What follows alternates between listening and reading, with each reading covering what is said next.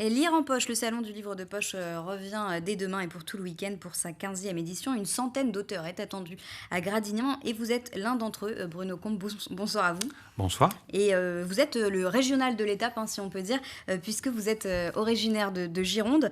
Et au départ, Bruno Combe, vous ne vous destiniez pas du tout à la littérature. Alors racontez-nous, comment est-ce que vous êtes devenu écrivain ?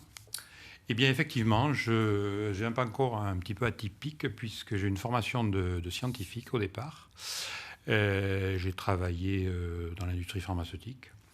Et c'est un petit peu par hasard puisque j'écrivais pour mon plaisir, mais je n'écrivais pas dans le but d'être édité. Et c'est un petit peu par hasard, grâce à l'auto-édition. Oui.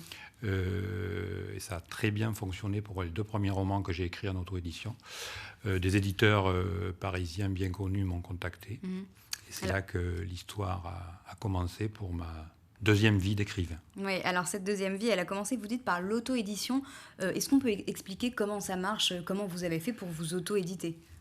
L'auto-édition, c'est simple, en fait, c'est l'auteur qui est son propre éditeur. Si vous voulez, vous basculez votre manuscrit sur une plateforme de téléchargement bien connue, et puis tout le monde peut le faire. Tout le monde peut basculer en fait un manuscrit, et puis après, il fonctionne ou il ne fonctionne pas. J'ai eu la Alors chance vous, que... ça a fonctionné, c'est-à-dire que combien de personnes l'ont lu ?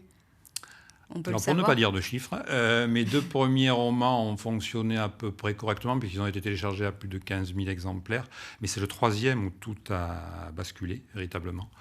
Et il a été téléchargé, il a battu le record de téléchargement d'ailleurs, téléchargé à plus de 35 000 exemplaires. On peut dire le titre de ce roman, c'était ? Oui, le premier roman, enfin mon 3e roman, mais celui qui a tout changé, c'est Seulement si tu en as envie. Donc. Voilà, Seulement si tu en as envie. Vous le présenterez donc demain, hein, Tout à fait. à Gradignan au Salon du Livre de Poche.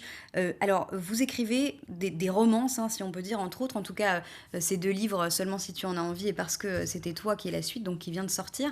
Ce sont des histoires d'amour. Où est-ce que vous puisez votre inspiration ? Partout. Partout.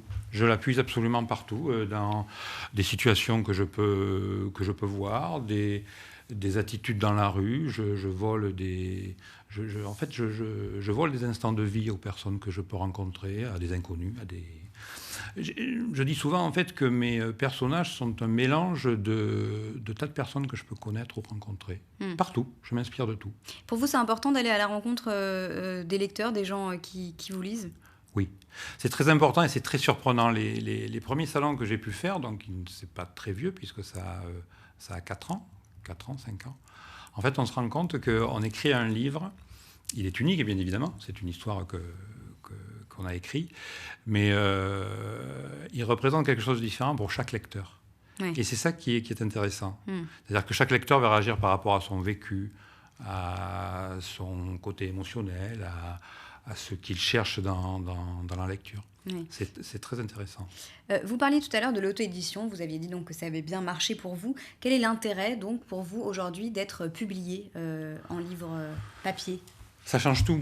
Ça change tout, puisqu'en fait, le gros problème en fait, pour un auteur auto-édité, c'est la distribution. Puisque le livre numérique, bien évidemment, il n'y a pas besoin d'être distribué, puisqu'il suffit de se connecter à un site internet. Par contre, le livre papier, c'est très important. Un éditeur, ça change tout. Alors, il n'y a pas que la distribution, puisqu'il y a tout un travail sur un manuscrit qui est édité par un éditeur papier. Il y a tout un travail dessus, de relecture, de correction. En fait, le manuscrit est amélioré, mais c'est surtout la distribution du livre. Et le livre de poche, alors ce week-end, c'est le salon du livre de poche. Qu'est-ce qu'il a de spécifique, ce livre de poche ? Comment on fait pour être publié en poche ?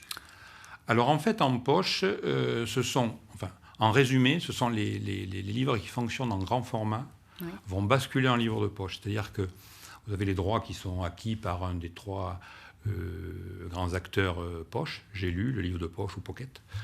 Dans mon cas, c'est J'ai lu. Et en fait, quand la nouveauté grand format sort, l'ancien livre de poche sort. Mais le livre de poche, c'est très intéressant parce qu'en fait, il a une durée de vie pratiquement éternelle. Donc un Ce livre que de n'a poche, pas le grand format. Oui, un livre de poche, c'est pas forcément un petit livre. Ah, pas du tout. Pas du tout, de moins en moins. Alors, il y a bien longtemps, le livre de poche était peut-être considéré un petit peu en retrait en termes de qualité par rapport à un grand format. Ce n'est plus du tout le cas. Oui. Et il y a maintenant même des lectrices et des lecteurs qui n'achètent que du livre de poche. Sur les salons spécifiques livres de poche, comme Lire en poche ou Saint-Maur à Paris, par exemple, Il y a des personnes qui repartent à la fin de la journée avec 20-25 livres pour la lecture de l'année. Le format est assez pratique aussi, il faut le dire, c'est quand même Le parfois format, plus pratique. Il faut penser aussi au coût, puisque c'est Oui. quand même relativement... Est-ce que, Bruno Combe, on l'a dit, hein, donc ces 2 livres, Seulement si tu en as envie, et la suite, parce que c'était toi qui est sorti récemment, si vous deviez donner envie en 1 minute à quelqu'un de lire cette histoire, est-ce que vous pouvez nous résumer cette histoire d'amour, cette romance ? Alors, en 1 minute, ça va être difficile, mais enfin, on va essayer. Top chrono. Donc, cette suite, donc Seulement si tu en as envie et parce que c'était toi, c'est l'histoire de Camille et Stéphane, qui se sont connus à l'adolescence et qui ont connu un amour d'adolescent, et puis chacun a fait sa vie de son côté. Puis ils se sont retrouvés 27 ans après, avec des choix à faire. Passion, raison, mais il y a du suspense. à voir.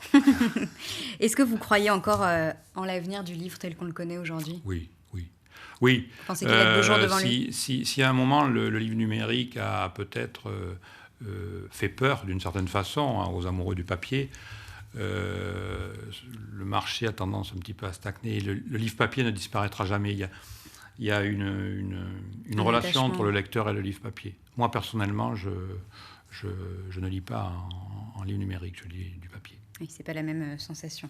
Pas du tout. Merci beaucoup Bruno Combe d'être venu sur notre plateau. On rappelle donc que vous êtes à partir de demain soir à la 15e édition de Lire en poche et ainsi que samedi et dimanche à Gradignan avec une centaine d'autres auteurs. Merci d'être venu sur notre plateau. Vous restez avec nous sur TV7. On se retrouve dans un instant pour un nouveau journal.